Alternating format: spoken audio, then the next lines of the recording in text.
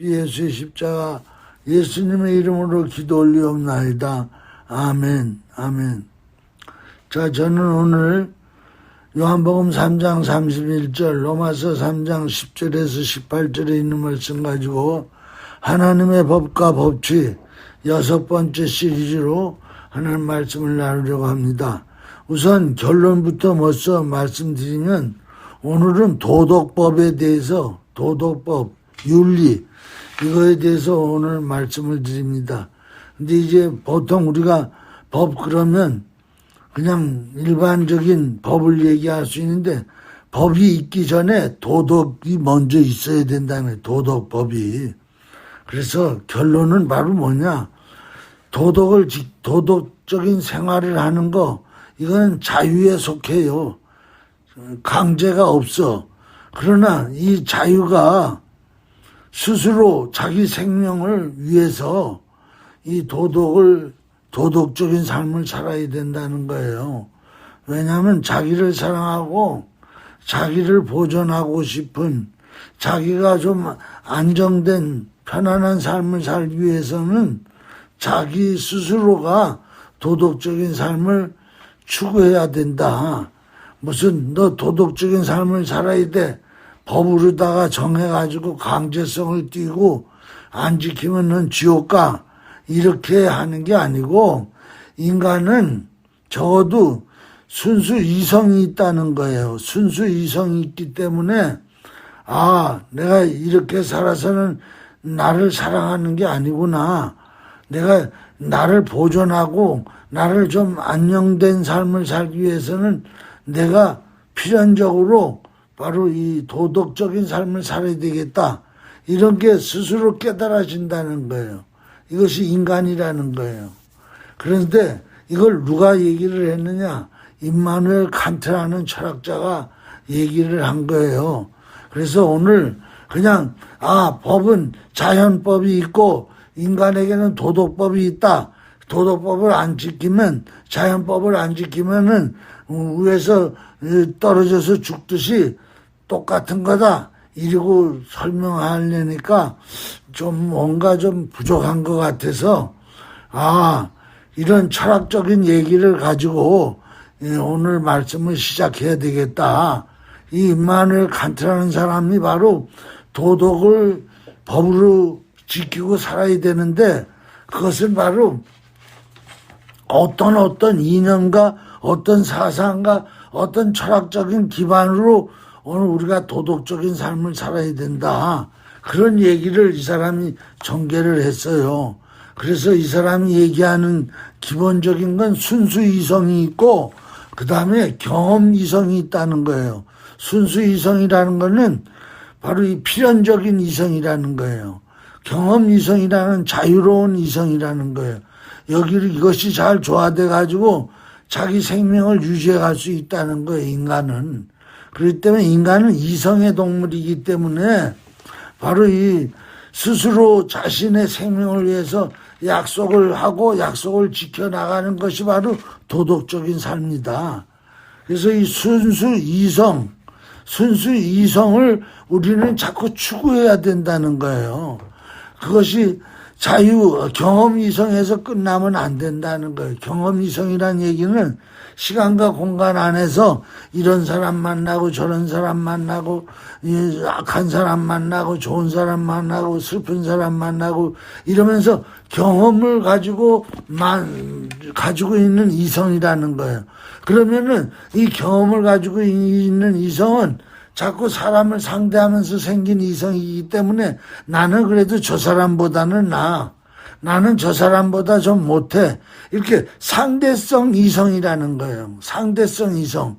그러나 순수 이성은 바로 뭐냐?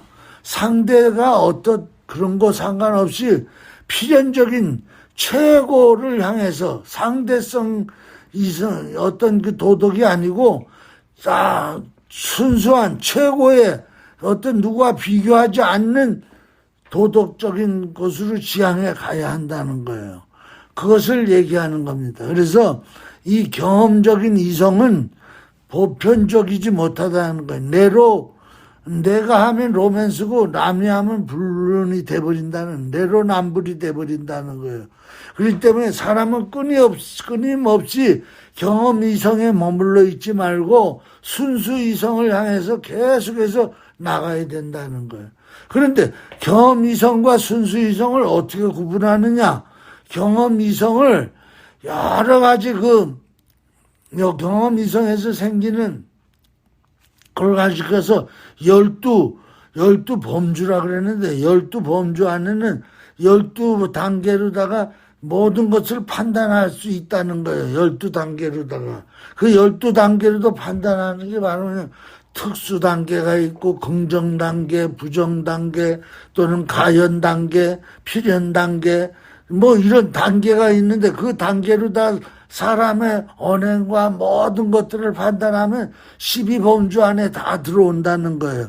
그렇게 해가지고 그렇게 판단을 하고 나면 그 사람을 이해할 수 있다는 거예요. 상대방을. 그러므로 말미암아 무엇에서 자기가 벗어날 수 있느냐? 경험 이성에서 벗어나서 순수 이성이 될 수 있다는 거예요. 이게 철학에서 얘기하는 거예요. 그런데 오늘 우리는 예수 믿고 성령이 내 안에 있는 사람은 성령으로 충만해지다 보면은 자기 경험 이성에서 벗어나요. 경험 이성에서 벗어나지 아니하는 사람은 다 뭐라 그러냐?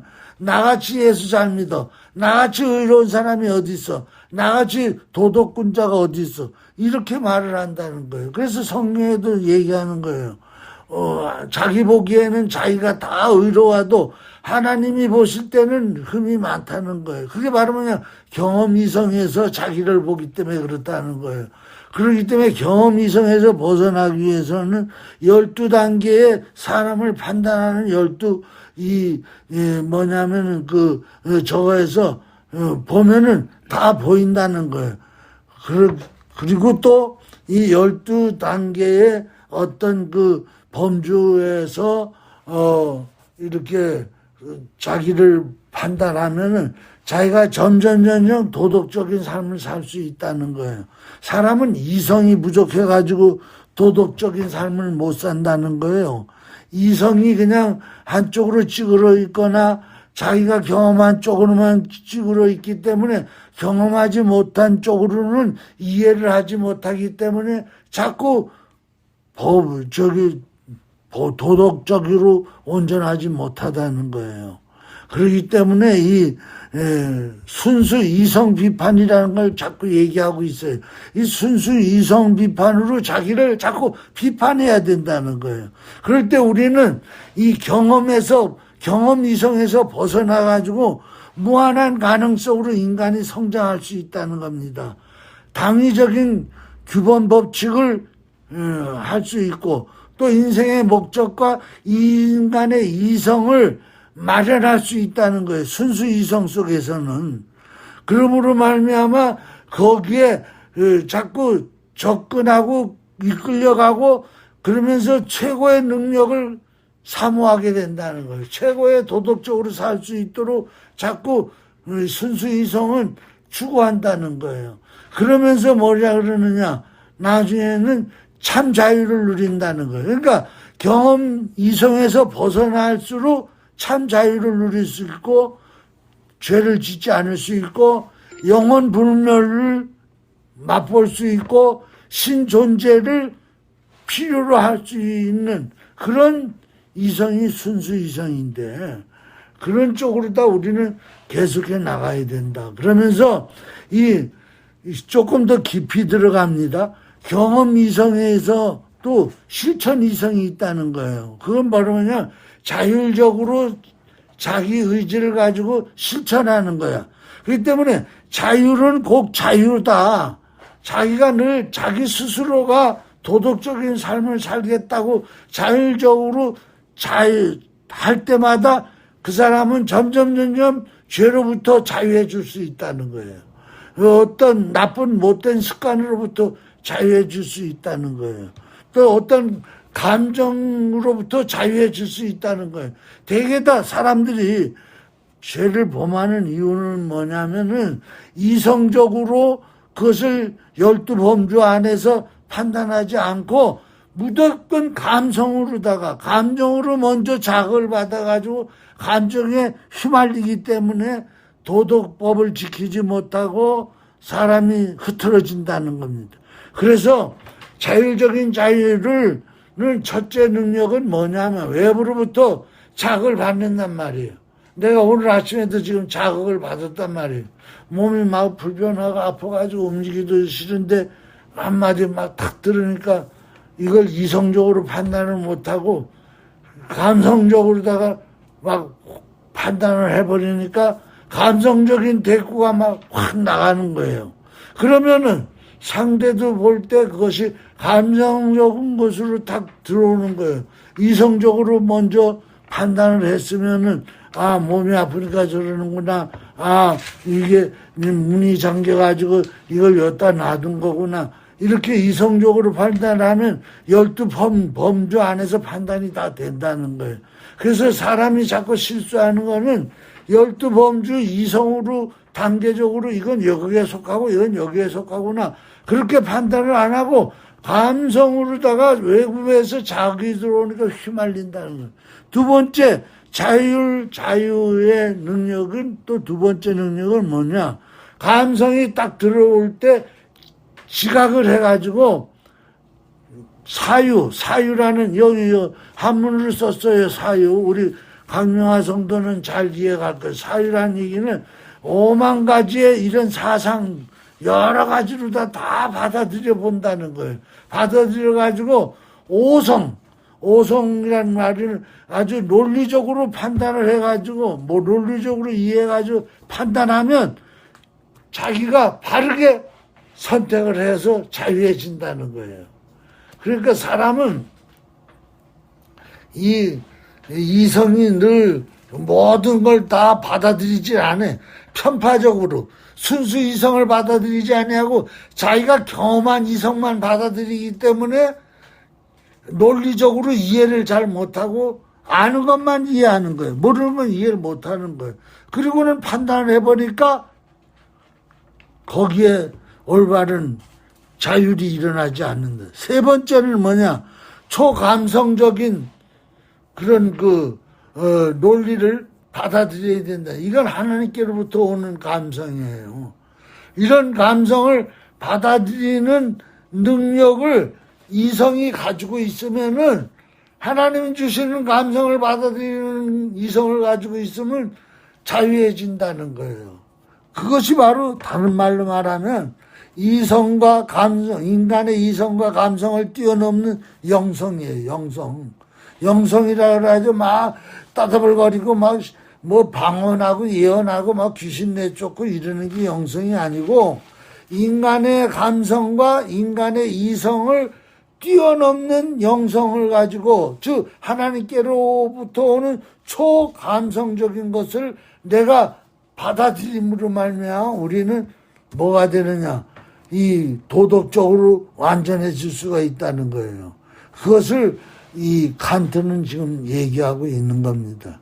그렇기 때문에 어느 내가 살아갈 때도 또는 남에게 객관적으로 판단할 때도 언제나 이 12범주, 12판단 단계를 걸쳐서 이성적으로 판단을 하면은 오늘 우리는 무엇이든지 잘 판단해서 살아갈 수 있다는 겁니다. 그것이 바로 이 경험 이성과 경험 감성을 바로 이렇게 잘 조절하는 방법이다. 그 다음에 이제 범주를 사유하면 아까 이건 말씀드렸고, 그래서 이제 조금 더 깊이 들어가면은 이성을 이론 이성과 실천 이성으로 나눠서 얘기할 수 있는데, 이론 이성은 뭐냐? 자연과학 영역에서 관장되는, 이미 하나님이 시공간 만들어 놓고 인과관계로다가 해가 뜨면 해가 지고 위에서 비가 오면 밑에는 물이 홍수가 나고 이런 범주를 자연이라는 자연 법칙의 범주를 만들어 놨는데 그것을 바라보고 생각하는 게 이론 이성이라는 거예요. 그게 다른 말로 말하면 견물이심이다. 한문으로 써놨어요. 견물이심. 물건을 보면은 어떤 사물을 보면은 논리를 생각하게 된다는 거야. 인간에게는 이 견물이심이 있어요. 논리를 생각하는 거야. 그 다음에 이제 또 하나는 실천이성이 있는데 이 실천이성은 바로 이 자연과학의 영역, 자연법이 아니고 이건 도덕의 영역이라는 거예요. 도덕 영역. 즉 우리 안에서 일어나는 법이라는 거예요. 이게 실천이성인 바로 뭐냐? 견물생심이라는 거예요.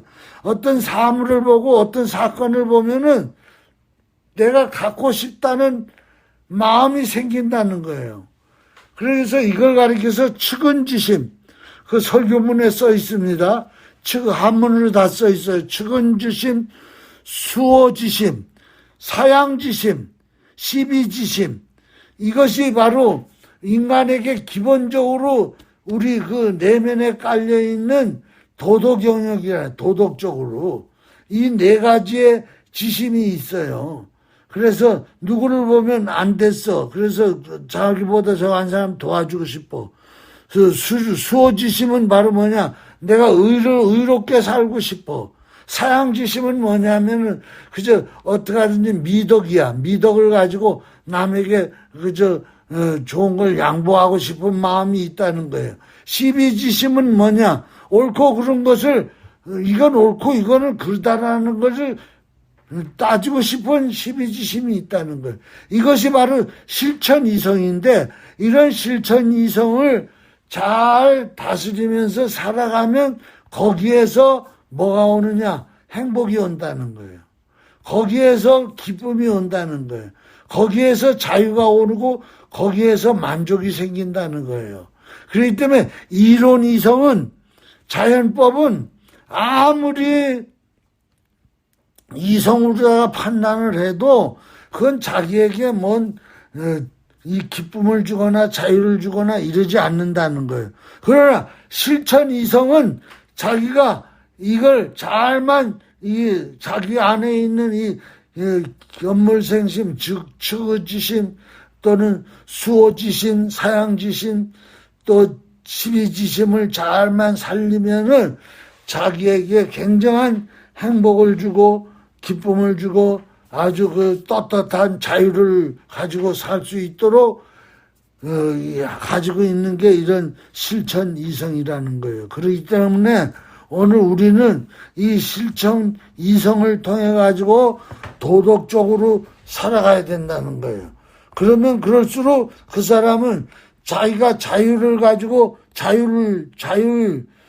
스스로 결정할 수 있는 주권을 가지고 바르게만 선택을 해나가면 그 사람은 아주 오히려 이런 그 실천 이성을 통해 가지고 삶의 기쁨을 누릴 수가 있다는 거예요. 그래서 이 임마누엘 칸트는 이런 그 실천 이성을 얘기하다 보니까 정연명령이라는 것을 발견하게 돼요. 정연명령 반대말은 가연명령이야. 그러니까 가연명령은 뭐냐면은 너 이거 먹지 마라.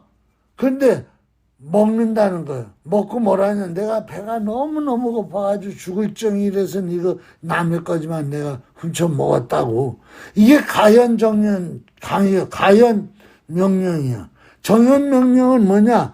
배가 아무리 고파가지고 죽을 정도가 돼도 먹지 말아야 될 것은 먹지 말아야 된다는 게 정연명령이라는 거예요. 그래서 이 칸트는 우리 인간은 절대적인 명령, 정연명령을 내가 자율로다가 가지고 살겠다고 나가야 된다는 거예요. 그것이 근본 본질이라는 거예요.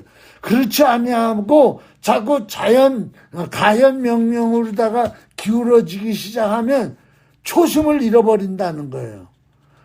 즉 처음 마음 먹었던 게 없어지고 나중에 하면 변질돼 가지고 결국은 순수 이성을 떠나 경험 이성에서 또 떠나 가지고 타락 이성이 된다는 거예요.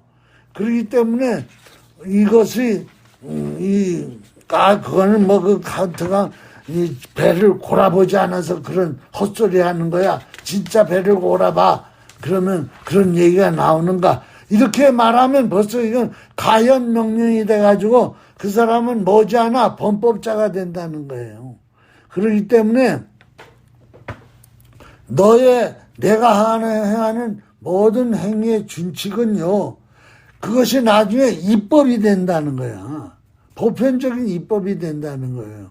그렇기 때문에 내 자신이 내 개인적으로 행하는 준칙을 엄격하게 정연 명령에 의해서 엄격하게 이 규칙을 지키면서 살아가면은 나중에 그 사람은 어떤 입법에도 걸리지 않는다는 거예요. 어떤 입법에도 걸리지 않는데 그것이 점점 가연 명령으로다가 변질되기 시작하면 모든 이 법에 걸리는 법에 저촉되는 자신이 된다는 거예요. 그래서 하나님이 우리 인간에게 정연명령을 주셨다는 거야. 정연명령을 줘가지고 그것을 지킬 만한 우리에게 의지와 자유를 주셨다는 거예요. 그게 부족하거든 하나님 앞에 구하라는 거야. 그러면 하나님께서 배가 고파서 죽을 지경이 돼도 배고픈 것을 이겨낼 수 있거나 아니면 훔치지 않고도 먹을 수 있도록 마치 까마귀가 그 엘리야에게 먹을 것을 물어다 주듯이 그렇게 해 주신다는 거예요. 그것이 바로 이 기본적인 인간이 가지고 있는 정형명령의 기초라는 거예요. 그래서 이 이사야서 55장 8절에서 11절에 있는 말씀 보면 내 생각은 너희 생각과 다르고 내 길은 너희 길과 다르다. 하늘이 땅보다 높은 같이 내 길도 너희 길보다 높다. 내 생각은 너희 생각보다 높다. 그러니까 오늘 우리는 자꾸 경험 이성으로다가 자꾸 가고 있고 하나님은 경험 이성이 아니라 바로 순수 이성으로 가고 있다는 거예요. 우리는 자꾸 가연 명령으로 가는데 하나님은 정연 명령을 얘기하고 있다는 거예요. 하늘과 땅 차이라는 거예요. 그렇기 때문에 하나님이 자꾸 우리에게 말씀을 주신다는 거예요. 말씀을 주는데 그 말씀이 그냥 되돌아오지 아니하고 땅을 적시고 소출을 나게 해서 싹이 나게 하고 파종하게 하여 종자로 주고 종자로 주기도 하고 먹을 양식으로도 준다. 그래서 하나님에서 나오는 말은 헛되이 하나님께로 돌아가지 아니하고 하나님의 뜻을 우리에게 이루게 한다. 그렇기 때문에 그 하나님 말씀이나 정령 명령 또는 순수 이성 비판을 자꾸 우리가 가연 명령을 버리고 또는 경험 이성을 버리고 받아들일수록 오늘 우리는 더 순수한 사람이 되고 하나님 나라에 합당한 사람이 된다. 그렇기 때문에 우리는 그래서 때로는 모든 게 다 거짓되다. 거짓되다라고 말할 수 있는 거는 거짓되지 않은 것이 거짓된 걸 보고 거짓되다라고 말할 수 있는데 그러면 모든 게 다 거짓되다 그러는데 그러면 거짓되지 않은 건 뭐냐? 그게 순수 이성인 하나님 말씀이라는 거예요. 하나님 말씀 자체가 순수 이성이며 그것이 진실이라는 거예요.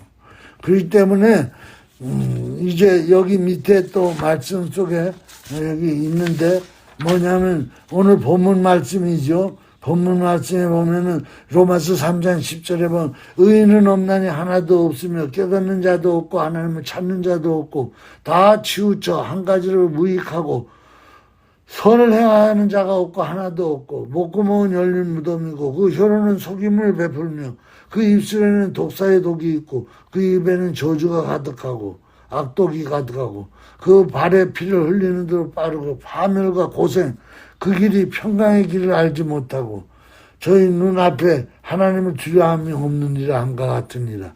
그러니까 바로 뭐냐? 의인은 없다는 거예요. 하나도 없다는 거예요. 즉 경험 이성을 통해서는요 절대로 의인이 될 수 없다는 거예요.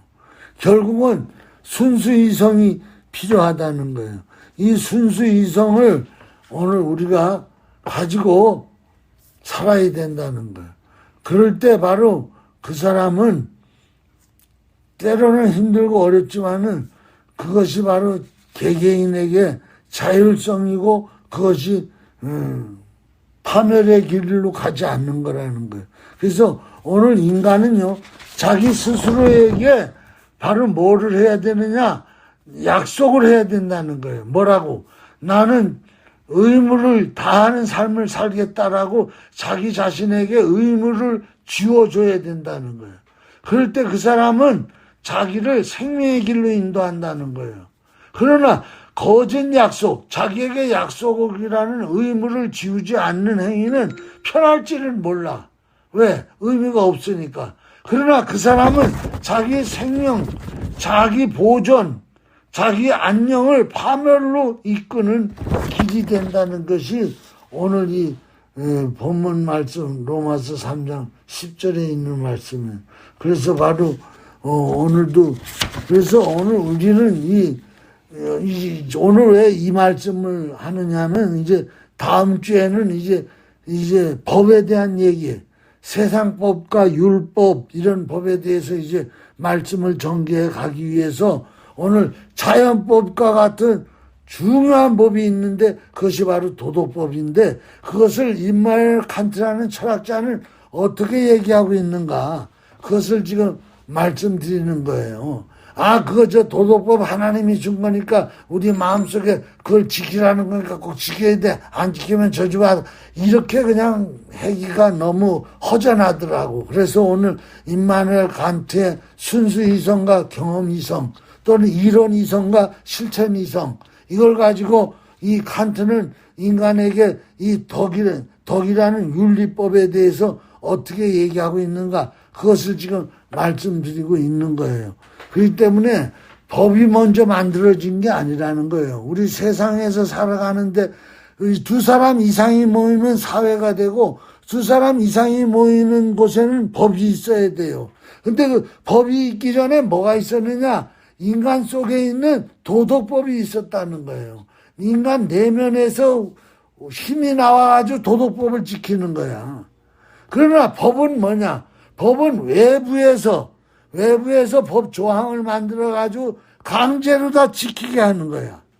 그렇기 때문에 강제로 지키게 하는 외적인 힘에 의해서 지켜지는 법이 있기 전에 내 내면에서부터 지키려는 힘이 나오는 이 도덕법이라는 게 있다는 거예요. 그 도덕법이 바로 하나님의 생각이고 하나님의 말씀이라는 거예요. 하나님의 성령이라는 거예요. 그렇기 때문에 이 말씀이 있어야 나중에 가서 성령의 법에 대해서 말할 수 있어요.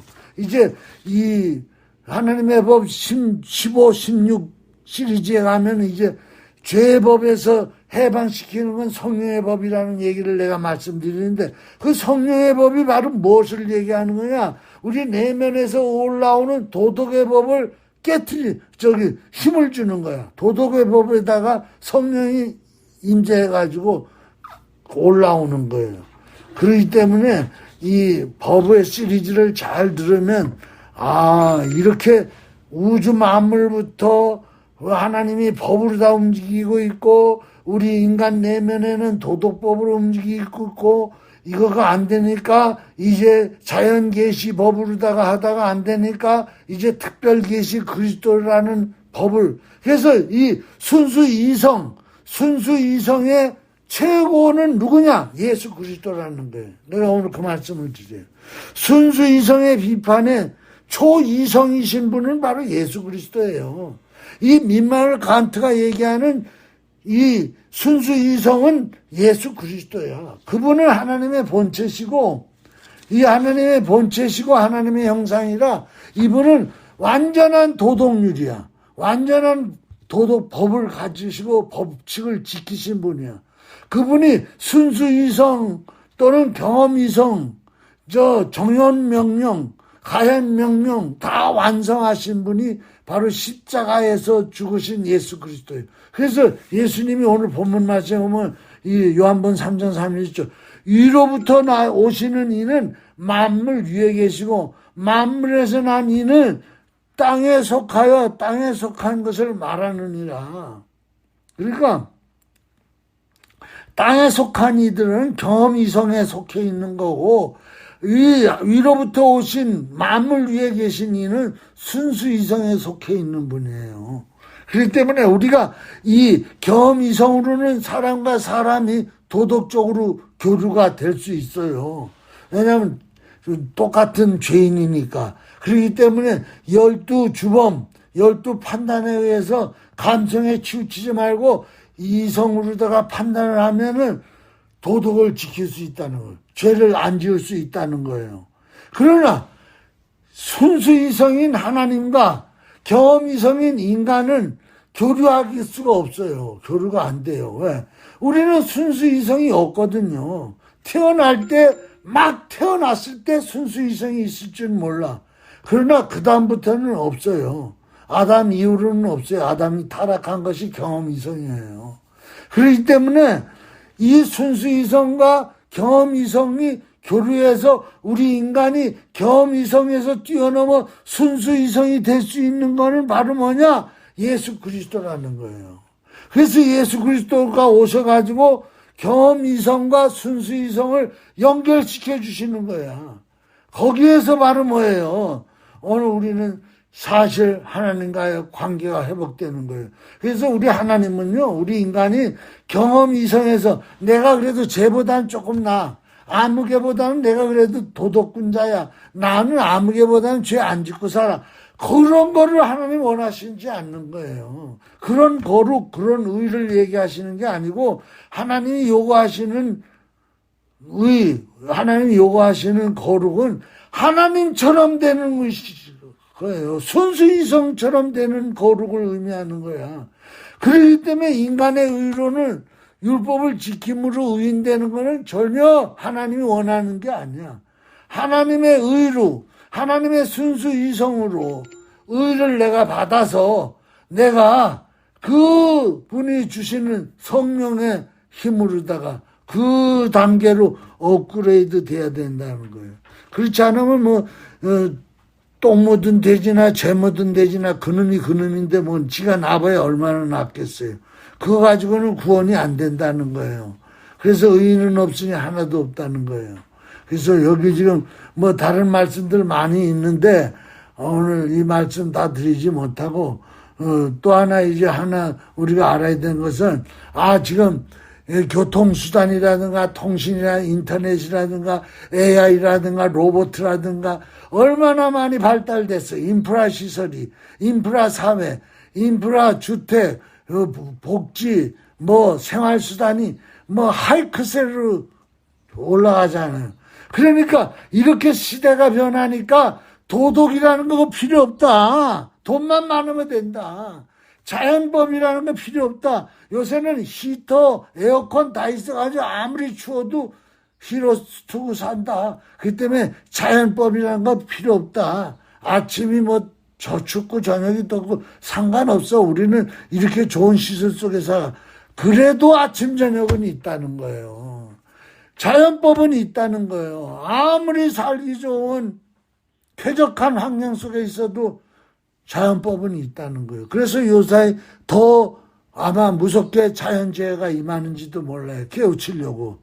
또 아무리 이렇게 쾌적한 문화생활을 한다 하더라도 인간에게 없어지지 않는 게 있는데 그건 바로 도덕법이라는 거예요.